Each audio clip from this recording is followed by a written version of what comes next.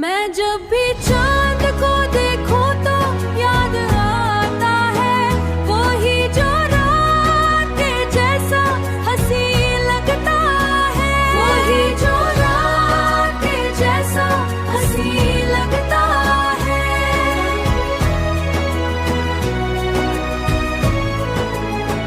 कभी करीब बहुत था मरे ख्यालों के,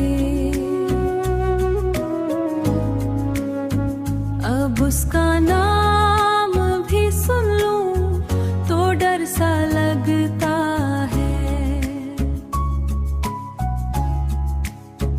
वो मेरी रूह में शामिल है इस तरह जैसे कोई खुशबू हो जो सांसों में बसी रहती है, कोई खुशबू हो जो सांसों में बसी रहती है।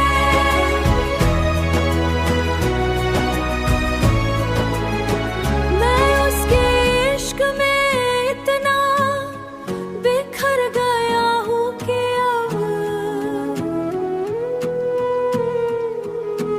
हर एक शख्स मुझे अजनबी सा लगता है।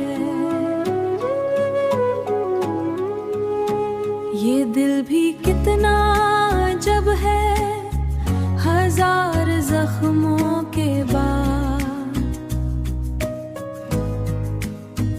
उसी के पास सुकून ढूंढने निकलता है। कोई तो बात थी उसकी दास आँखों में जो देख ले वही दीवाना सा हो जाता है, जो देख ले वही दीवाना सा हो जाता है। मैं अपने दर्द को लफ्जों में ढालता हूँ मगर हर एक गजल में फकत इसका जिक्र रहता है।